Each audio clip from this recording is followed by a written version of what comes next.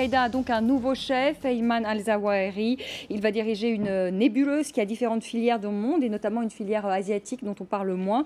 Cyril Payen a remonté pour nous cette filière. Il a notamment rencontré le frère de l'un des auteurs des attentats de Bali. Les attentats de Bali, c'était en 2002, en octobre 2002.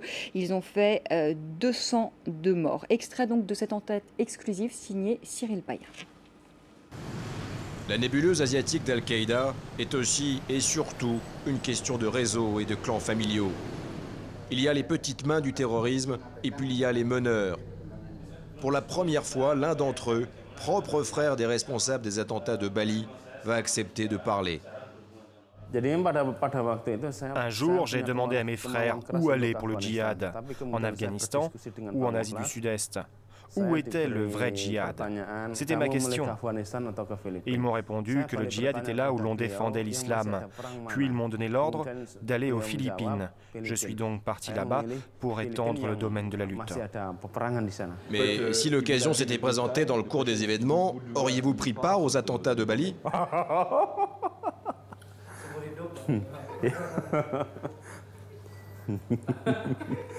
Oui, sûrement.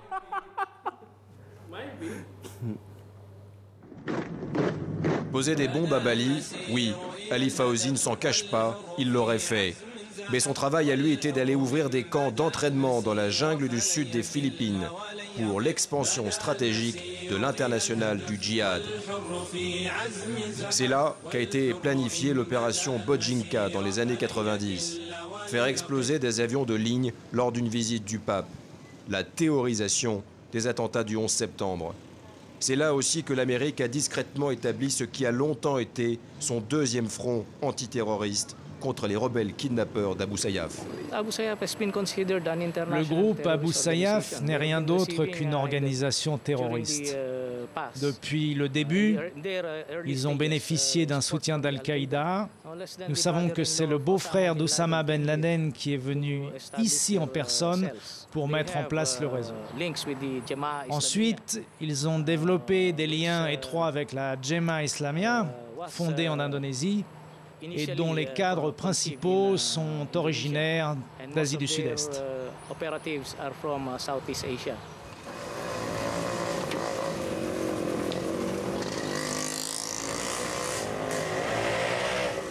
Nous nous rendons dans un ghetto musulman des faubourgs de Manille, la capitale.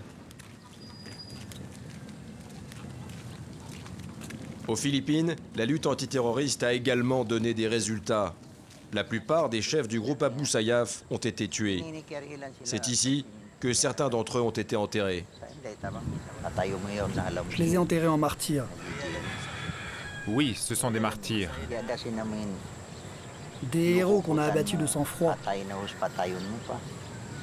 On ne leur a laissé aucune chance.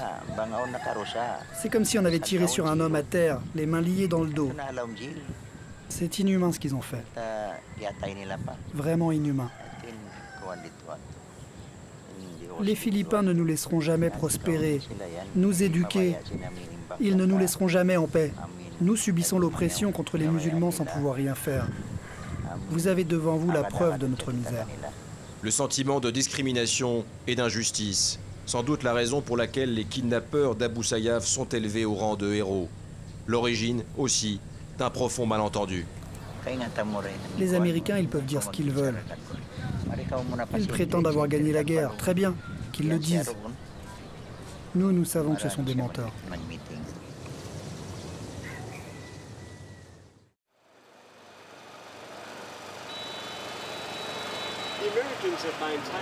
Pour remonter la piste de l'un des derniers maillons de la chaîne asiatique d'Al-Qaïda, il faut retourner au Pakistan, au même endroit exactement où nous avions débuté notre enquête, à Abbottabad.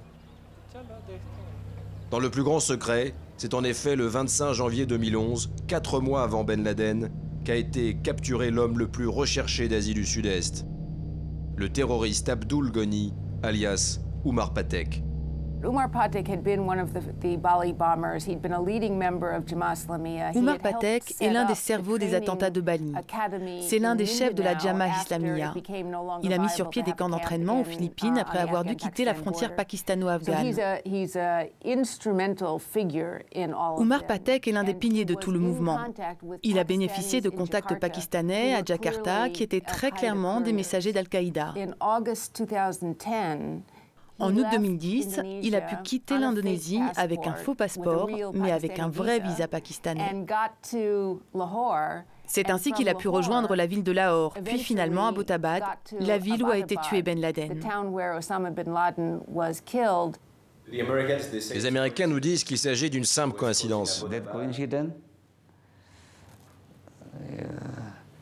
Une coïncidence? Oui, peut-être, peut-être. Mais il faut savoir qu'Umar Patek est la preuve la plus solide que nous ayons pour démontrer les liens entre le terrorisme indonésien et Al-Qaïda. Pour moi, il y a un lien, une connexion entre la capture d'Umar Patek et la découverte de la cachette d'Oussama Ben Laden au Pakistan.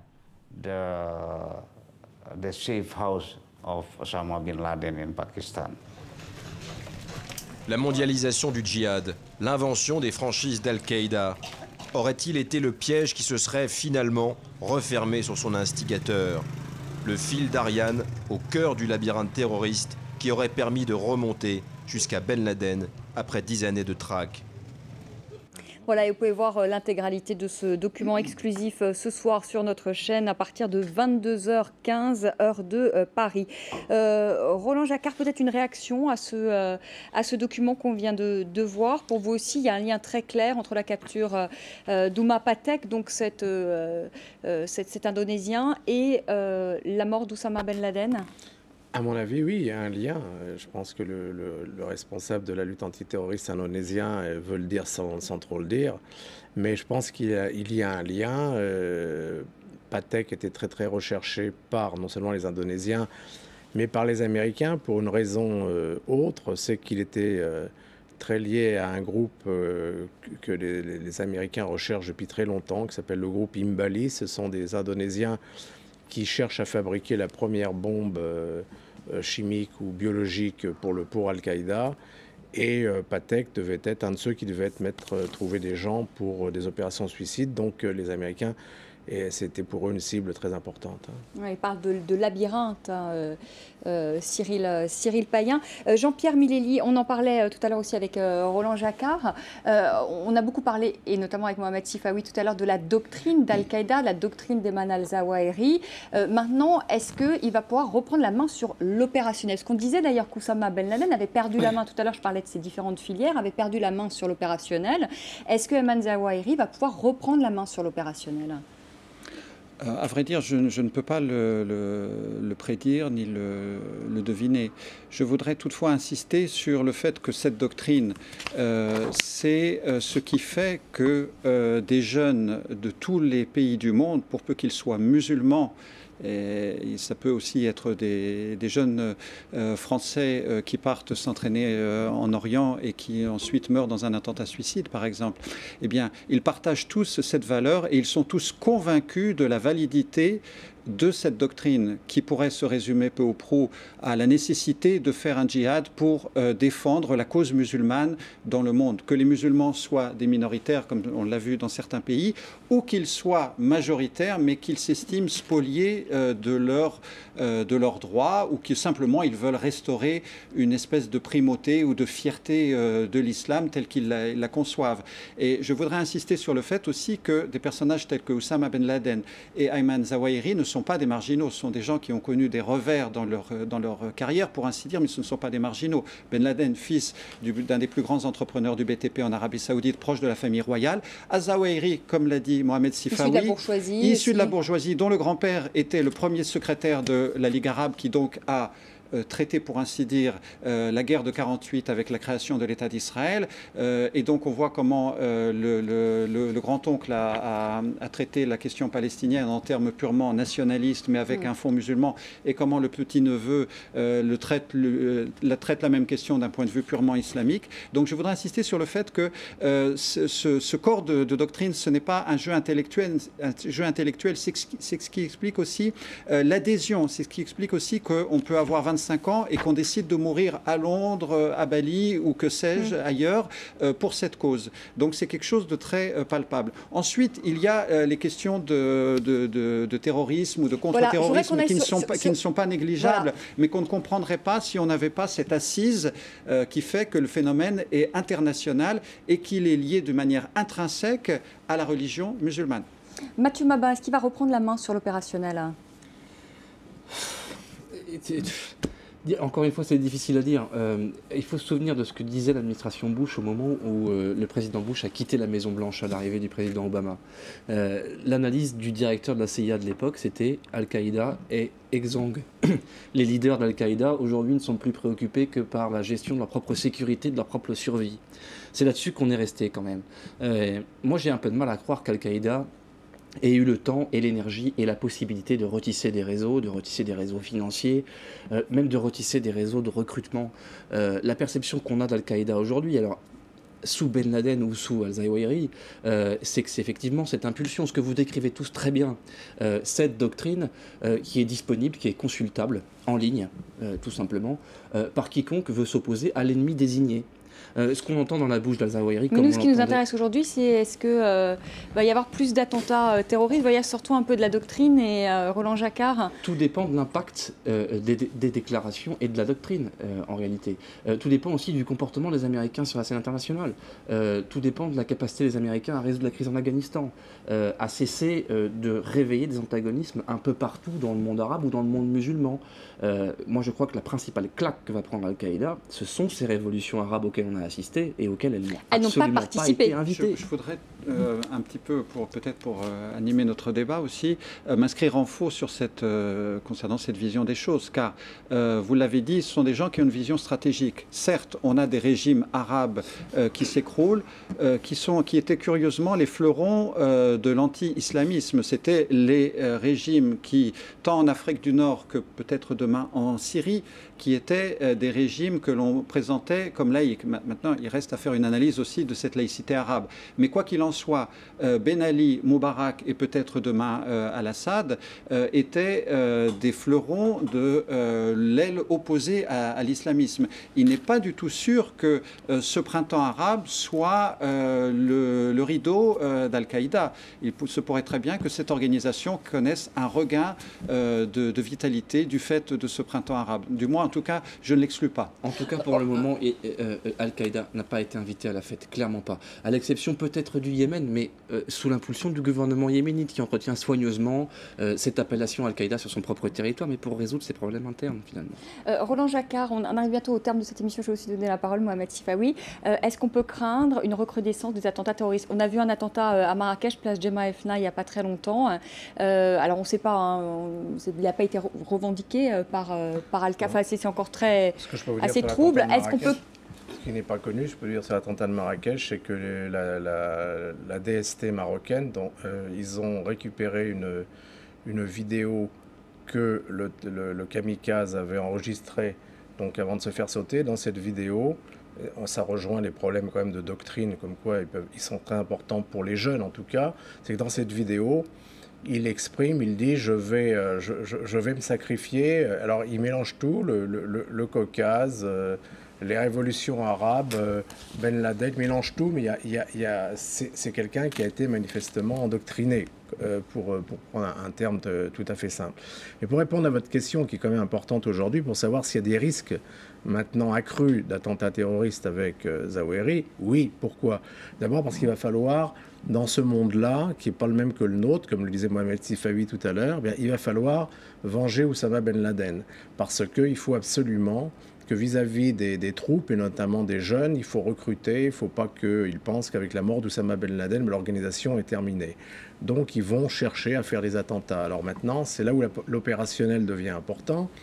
qui sont les gens qui, dans l'organisation aujourd'hui, peuvent monter un réseau logistique, opérationnel, avec un commando qui peut faire les attentats. Malheureusement pour nous en France, le seul mouvement qui est capable de faire des opérations de ce type, c'est AQMI, Al-Qaïda Maghreb islamique, et dont je vous rappelle que Ayman al-Zawahiri a été le premier qui les a adoubés, le premier qui leur a donné la légitimité, qui a signé les accords avec eux. Donc je pense que Zawahiri... Ça va le renforcer, ça va renforcer encore cette filiale. Et Zawahiri va demander à AQMI de faire quelque chose. Alors, je ne veux pas penser à nos otages, nos derniers otages qui sont au Niger, mais AQMI peut très bien essayer, c'est la grande crainte d'ailleurs du contre-terrorisme français, d'essayer de monter une opération de grande envergure en Europe. Et puis l'adjoint aujourd'hui, la personne qui faisait la liaison entre AQMI et Zawahiri, va devenir chef opérationnel d'Al-Qaïda, c'est-à-dire c'est Yahya al-Libi, qui est un personnage aussi, qui a une certaine forme de pensée et de doctrine, qui est très violemment anti-français et qui est l'homme probablement aujourd'hui qui tient les réseaux opérationnels d'Al-Qaïda capables de faire des attentats. Mohamed Stifawi, je sais que vous aussi, vous avez dit qu'Ayman Zawahiri va vouloir marquer le début de son ère. Vous pensez aussi avec un attentat, enfin une opération d'envergure? Je crois que c'est l'ordre naturel des choses, mais je dirais... avant ça, enfin avant de développer cet aspect, pour répondre à la question que vous posiez, depuis les années 80, il y a eu tour à tour Abdallah Azzam, Oussama Ben Laden et maintenant Ayman Zawahiri. Les trois se sont toujours présentés et Ayman Zawahiri fera de même comme des facilitateurs, des incitateurs, ceux qui sont chargés de la légitimation idéologique dont on parlait en début d'émission, etc., et certainement pas comme des chefs opérationnels.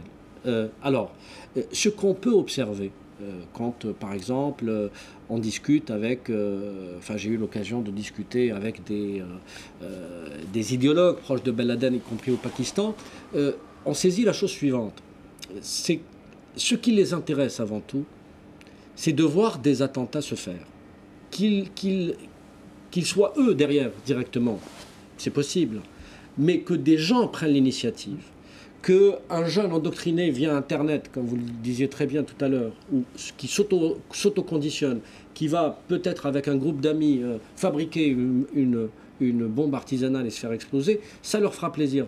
Ils ne cherchent pas, ils cherchent à créer les conditions de ce chaos généralisé. C'est pour ça qu'on a vu effectivement les attentats commis par les talibans pakistanais se faire approprier par Al-Qaïda. Effectivement, on a vu un rapprochement du label Al-Qaïda et des talibans pakistanais. C'est pas une question de label qui Mohamed Stifawi, on va terminer cette émission. Oui. Est-ce que vous êtes inquiet dans les mois qui viennent? Est-ce qu'en Europe, est-ce qu'on peut craindre des attentats dans les mois qui viennent? Enfin, je ne suis pas plus inquiet qu'il y a 2 mois et je ne serai pas, dans 2 mois, je ne serai pas plus inquiet qu'aujourd'hui. C'est-à-dire qu'il y a un jeu de chat et de la souris entre les services spécialisés et les groupes terroristes.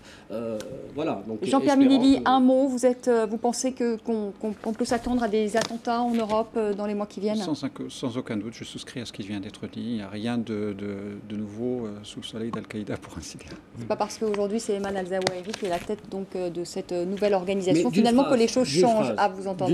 D'une phrase vraiment. Je pense que le printemps arabe, si on arrive à démocratiser l'ensemble du monde arabe, parce que je comprends ce que vous disiez, mais en même temps, des Assad, des Bouteflika, etc., ce sont des générateurs d'extrémistes. Par leur politique, par leur autoritarisme, ce sont des gens qui génèrent le populisme et qui génèrent l'extrémisme et qui poussent des jeunes à aller dans les bras d'Al-Qaïda. Donc il faut être très vigilant. Il faut démocratiser le monde arabe. Il faut travailler pour la démocratisation du monde arabe parce que je pense que la démocratie peut être le meilleur rempart contre cette vision obscurantiste de l'islam. Voilà la démocratie, le meilleur rempart contre Al-Qaïda. Merci à tous les 4 d'être venus sur le plateau de France 24 pour parler donc de cette organisation terroriste qui a aujourd'hui un nouveau chef, Ayman al-Zawahiri. Et je vous retrouve demain 19h10 pour un nouveau débat sur France 24.